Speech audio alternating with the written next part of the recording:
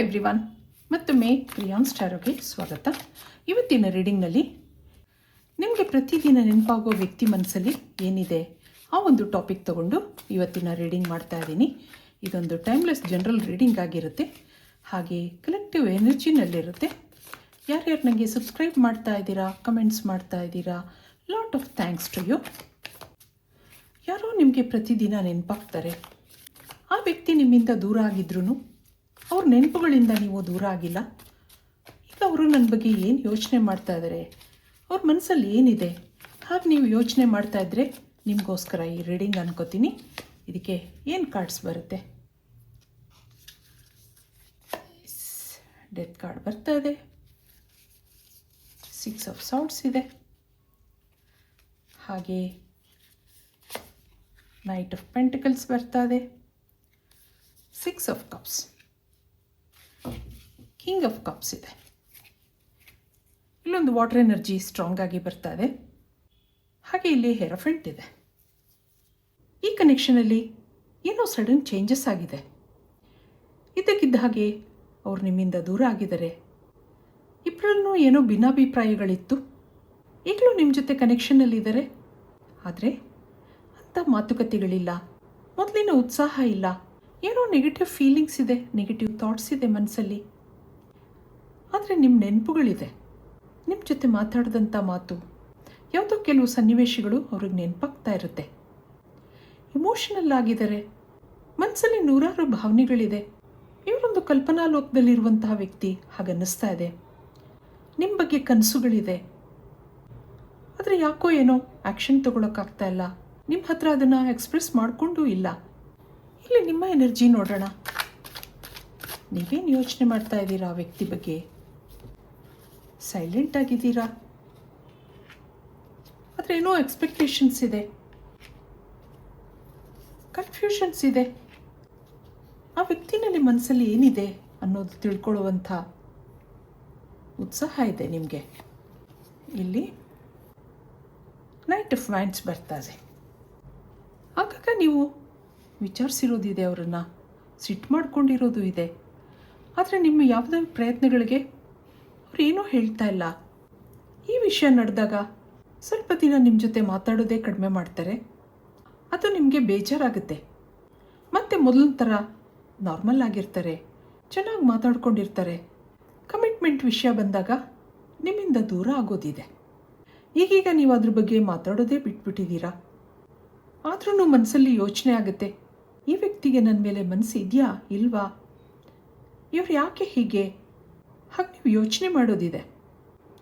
ಏನಾದರೂ ತೊಂದರೆ ಇದ್ದರೆ ನನ್ನ ಹತ್ರ ಹೇಳ್ಬೋದಿತ್ತು, ಅದಕ್ಕೆ ಇಬ್ಬರೂ ಕೂತು ಏನಾದರೂ ಪರಿಹಾರನೂ ಹುಡುಕ್ಬೋದಿತ್ತು. ಹಾಗೆ ನೀವು ಯೋಚನೆ ಮಾಡಿದ್ರೆ ಆ ವ್ಯಕ್ತಿಗೆ ಬಾಯ್ ಬಿಡೋ ಯೋಚನೆ ಇಲ್ಲ. ಎಲ್ಲ ಮನಸ್ಸಲ್ಲಿ ಇಟ್ಕೊಂಡಿರ್ತಾರೆ, ಓವರ್ ಥಿಂಕಿಂಗ್ ಇರುತ್ತೆ. ನಿಮ್ಮ ಪಾರ್ಟ್ನರ್ಗೆ ನೀವು ಅಂದರೆ ಇಷ್ಟ, ನೀವೊಂದು ಕಂಪ್ಲೀಟ್ ಪ್ಯಾಕೇಜ್ ಅಂದ್ಕೊಂಡಿದ್ದಾರೆ. ನೀವು ಒಂದು ಒಳ್ಳೆ ಕೆಲಸದಲ್ಲಿದ್ದೀರಾ, ಒಳ್ಳೆ ಮನಸ್ಸಿದೆ, ಇದು ಅವರನ್ನು ಅಟ್ರ್ಯಾಕ್ಟ್ ಮಾಡ್ತಿದೆ. ನಿಮ್ಮಿಂದ ದೂರ ಹೋಗೋಕ್ಕೆ ಇಷ್ಟ ಇಲ್ಲ, ಆದರೆ ಏನೋ ಡಿಫ್ರೆನ್ಸಸ್ ಇದೆ. ಇದು ಫ್ಯಾಮಿಲಿ ಇಶ್ಯೂಸ್ ಇರಬಹುದು, ಕ್ಯಾಸ್ಟ್ ಡಿಫ್ರೆನ್ಸ್ ಇರಬಹುದು, ಏಜ್ ಇರಬಹುದು, ಏನೋ ಅವ್ರಿಗೆ ತಡೀತಾ ಇದೆ. ಈಗೀಗ ಅವರಲ್ಲಿ ಏನೋ ಸಡನ್ ಚೇಂಜಸ್ ಗಮನಿಸಿದ್ದೀರಾ. ಇದ್ದಕ್ಕಿದ್ದ ಹಾಗೆ ಸೈಲೆಂಟ್ ಆಗಿದ್ದಾರೆ, ಏನೋ ಹೇಳ್ತಾ ಇಲ್ಲ. ಇದರಿಂದ ನಿಮಗೆ ಯೋಚನೆ ಆಗಿದೆ. ಸ್ವಲ್ಪ ದಿನದಿಂದ ನಿಮ್ಮ ಜೊತೆ ಕಾಂಟ್ಯಾಕ್ಟಲ್ಲಿಲ್ಲ, ಆದರೆ ನಿಮ್ಮನ್ನು ಮರ್ತಿಲ್ಲ ಅವರು. ನಿಮ್ಮ ನೆನಪುಗಳಿದೆ. ನೀವು ಎಷ್ಟೋ ಸರಿ ಅವ್ರಿಗೆ ಕಾಲ್ ಮಾಡಿರೋದಿದೆ, ಮೆಸೇಜ್ ಮಾಡಿರೋದಿದೆ, ಆದರೆ ಅದು ಯಾವುದಕ್ಕೂ ಸರಿಯಾದ ಉತ್ತರ ಇಲ್ಲ. ಇದರಿಂದ ನಿಮಗೆ ಕನ್ಫ್ಯೂಷನ್ ಆಗಿದೆ. ಆ ವ್ಯಕ್ತಿ ಮನಸ್ಸಲ್ಲಿ ಬೇರೆ ಯಾರಾದರೂ ಇದ್ದಾರಾ, ಅಥವಾ ಅವ್ರ ಮನೆಯಲ್ಲಿ ಯಾರನ್ನಾದರೂ ಹುಡುಕ್ತಾ ಇದ್ದಾರಾ, ಹಾಗೆಲ್ಲ ನೀವು ಯೋಚನೆ ಮಾಡೋದಿದೆ. ಇನ್ಸೆಕ್ಯೂರ್ ಫೀಲ್ ಆಗುತ್ತೆ. ಇಷ್ಟು ದಿನದ ಫ್ರೆಂಡ್ಶಿಪ್ಗೆ ಇಷ್ಟೇನ ಅರ್ಥ, ಹಾಗೆ ನೀವು ಎಷ್ಟೋ ಸರಿ ಯೋಚನೆ ಮಾಡೋದಿದೆ. ಅಥವಾ ಈ ವ್ಯಕ್ತಿನ ನಾನು ಅತಿಯಾಗಿ ನಂಬ್ಕೊಂಡಿದ್ದೀನಾ ಹಾಗೂ ಅನಿಸುತ್ತೆ. ಇದಕ್ಕೆ ಇಲ್ಲಿಂದ ಏನು ಕಾರ್ಡ್ಸ್ ಬರುತ್ತೆ ನೋಡೋಣ. ಏನು ಅಡ್ವೈಸ್ ಇದೆ, ಪಾಸಿಬಿಲಿಟೀಸ್ ಇದೆ ನೋಡಿ. ಬ್ರೇಕ್ ಥ್ರೂ, ಏನೋ ಸಡನ್ ಚೇಂಜಸ್ ಆಗಿದೆ ಅವ್ರ ಲೈಫಲ್ಲಿ, ಅದು ರಿಫ್ಲೆಕ್ಟ್ ಆಗ್ತಾ ಇದೆ ಅವ್ರ ಬಿಹೇವಿಯರಲ್ಲಿ ಅನ್ನೋದಿದೆ. ಥಂಡರ್ ಬೋಲ್ಟ್, ಗಿಲ್ಟ್, ಹಾಗೆ ಮೆಚ್ಯೂರಿಟಿ. ಬಾಟಮ್ನಲ್ಲಿ ಕಂಪ್ಲೀಷನ್ ಇದೆ. ಇದು ಕಂಪ್ಲೀಟ್ ಆಗೋಕ್ಕೆ ಕೆಲವಾರು ಅಡೆತಡೆಗಳಿದೆ. ಗಿಲ್ಟ್ ಫೀಲ್ ಆಗ್ತಾ ಇದೆ. ಇಲ್ಲಿ ಕೆಲವರಿಗೆ ಫ್ಯಾಮಿಲಿ ಇಶ್ಯೂಸ್ ಇದೆ ಅನ್ನೋದು ಬರ್ತಾ ಇದೆ. ನಿಮ್ಮ ಮೇಲಿನ ಆಸೆನ ಅವ್ರ ಮನೆಯಲ್ಲಿ ಎಕ್ಸ್ಪ್ರೆಸ್ ಮಾಡ್ಕೊಂಡಿರಬಹುದು. ಏನೋ ಗಲಾಟೆಗಳಾಗಿದೆ, ಅದೂ ಇರಬಹುದು. ಆದರೆ ಇಲ್ಲಿ ಪಾಸಿಬಿಲಿಟೀಸ್ ಇದೆ. ಮೆಚ್ಯೂರಿಟಿ ಬರ್ತಾ ಇದೆ. ನಿಮ್ಮ ಪ್ರಶ್ನೆಗಳಿಗೆ ಏನಾದರೂ ಉತ್ತರ ಕೊಡಬೇಕಲ್ವಾ? ಎಸ್ ಅಂತ ಹೇಳಿದಾಗ ಅಲ್ಲಿ ರೆಸ್ಪಾನ್ಸಿಬಿಲಿಟಿ ಇರುತ್ತೆ. ನೋ ಅಂತಂದಾಗ ನೀವು ಬೇಜಾರು ಮಾಡ್ಕೋತೀರಾ. ಆ ಒಂದು ಫೀಲಿಂಗ್ಸ್ ಅವರಲ್ಲಿ ಕಾಣ್ತಾ ಇದೆ. ಇದರಿಂದ ಗಿಲ್ಟ್ ಫೀಲ್ ಆಗ್ತಾ ಇದೆ. ಹೇಗೆ ಹೇಳೋದು, ಏನು ಮಾಡೋದು, ಆ ಒಂದು ಸಂದಿಗ್ಧ ಪರಿಸ್ಥಿತಿನಲ್ಲಿ ಸಿಕ್ಕಾಕೊಂಡಿದ್ದಾರೆ ಅನ್ನೋದಿದೆ. ಮುಂದೆ ಎಲ್ಲ ಸರಿಯಾಗುತ್ತೆ ಅನ್ನೋದು ಯೂನಿವರ್ಸಿಂದ ನಿಮ್ಗೆ ಬರ್ತಾ ಇದೆ. ನಿಮ್ಮ ಬಿಹೇವಿಯರ್ಗಳಲ್ಲಿ ಮೆಚ್ಯೂರಿಟಿ ತಂದ್ಕೊಳ್ಳಿ ಅನ್ನೋದು ಇಲ್ಲಿನ ಗೈಡೆನ್ಸ್ ಆಗಿದೆ. ಪ್ರತಿಯೊಂದು ನಾವು ಅಂದ್ಕೊಂಡಂಗೆ ಆಗಲ್ಲ.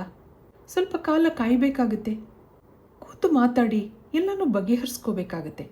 ಕೂತು ಮಾತಾಡೋದು ಅಂದರೆ ಅಷ್ಟೊಂದು ಸುಲಭದ ಮಾತಲ್ಲ. ಇಲ್ಲಿ ಎದುರುಗಿರೋ ವ್ಯಕ್ತಿನೂ ಒಪ್ಕೋಬೇಕು. ಒಂದು ಕೈಯಲ್ಲಿ ಚಪ್ಪಾಳೆ ಆಗಲ್ಲ.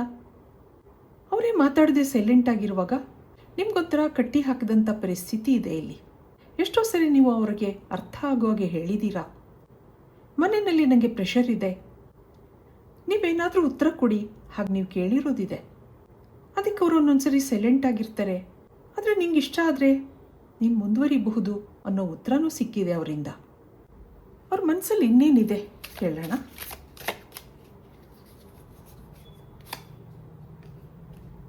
ಆಬ್ಸೆನ್ಸ್,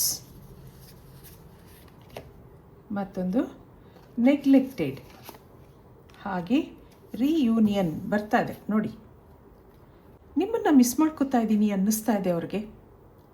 ಕೆಲವು ಸರಿ ಒಂದು ಒಳ್ಳೆ ವ್ಯಕ್ತಿ ಸಿಕ್ಕಿದ್ರೂ ಅವ್ರನ್ನ ಅಕ್ಸೆಪ್ಟ್ ಮಾಡ್ಕೊಳ್ಳೋಕ್ಕೆ ಕಷ್ಟ ಆಗುತ್ತೆ. ಅಲ್ಲಿ ಏನೇನೋ ಮಿಸ್ಅಂಡರ್ಸ್ಟ್ಯಾಂಡಿಂಗ್ಸ್ ಇರುತ್ತೆ. ನಿಮ್ಮನ್ನು ಬಿಟ್ಕೊಡೋಕೆ ಇಷ್ಟ ಇಲ್ಲ, ಅಕ್ಸೆಪ್ಟ್ ಮಾಡ್ಕೊಳ್ಳೋಕ್ಕೂ ಕಷ್ಟ ಆಗ್ತಾ ಇದೆ. ಆ ಒಂದು ಎನರ್ಜಿ ಇಲ್ಲಿ ಬರ್ತಾ ಇದೆ. I feel like a part of me is missing without you ಅಂತ ಹೇಳ್ತಾ ಇದ್ದಾರೆ. ನಿಮ್ಮನ್ನು ದೂರ ಮಾಡ್ಕೊಳ್ಳೋಕೆ ಇಷ್ಟ ಇಲ್ಲ, ಏನೋ ಕಳ್ಕೊಂಡ ಅನುಭವ ಆಗುತ್ತೆ. ಹಾಗಿರೋದ್ರಿಂದ ಇದನ್ನೆಲ್ಲ ಪೋಸ್ಟ್ಪೋನ್ ಮಾಡ್ತಾ ಇದ್ದಾರೆ. ನಿಮ್ಮನ್ನು ನೆಗ್ಲೆಕ್ಟ್ ಮಾಡ್ತಾ ಇದ್ದೀನಿ ಅನ್ನೋ ಮನೋಭಾವನೆ ಕಾಣ್ತಾ ಇದೆ. I fail to give you what you need.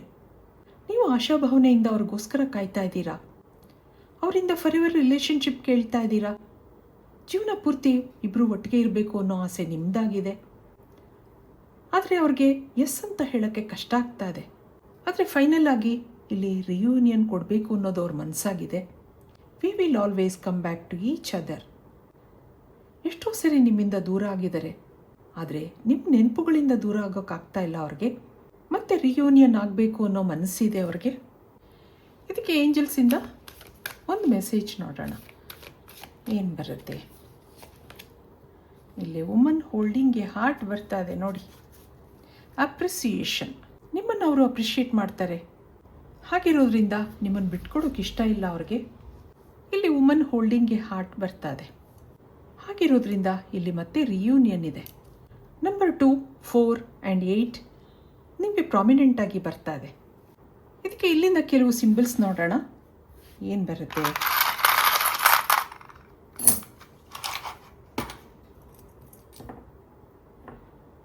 ಇಲ್ಲಿ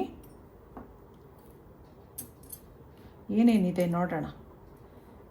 ಫೆದರ್ ಇದೆ, ಏಂಜಲ್ ಬ್ಲೆಸ್ಸಿಂಗ್ಸ್ ಇದೆ, ಹಾಗೆ heart with wings, wheel of fortune ಇದೆ, ಹಾಗೆ ಟ್ರೀ ಬರ್ತಾ ಇದೆ. ನಿಮ್ಮ ಈ ರಿಲೇಷನ್ಶಿಪ್ ಮುಂದೆ ಬೆಳೆಯುತ್ತೆ ಅನ್ನೋ ಒಂದು ಮೆಸೇಜ್ ಇಲ್ಲಿ ಬರ್ತಾ ಇದೆ. ನಿಮ್ಮಿಂದ ದೂರ ಆದ್ರೂ ನಿಮ್ಮನ್ನು ಆಗಾಗ ಅಬ್ಸರ್ವ್ ಮಾಡ್ತಾ ಇರ್ತಾರೆ. ಅವರೊಂದು ಮ್ಯೂಸಿಕ್ ಇಷ್ಟಪಡುವಂಥ ವ್ಯಕ್ತಿ ಹಾಗನ್ನಿಸ್ತಾ ಇದೆ. ನೀವು ಅಂದಾಗ, ನಿಮ್ಮ ನೆನಪು ಬಂದಾಗ ಅವ್ರ ಮನಸ್ಸು ಹಕ್ಕಿ ಥರ ಹಾರಾಡುತ್ತೆ.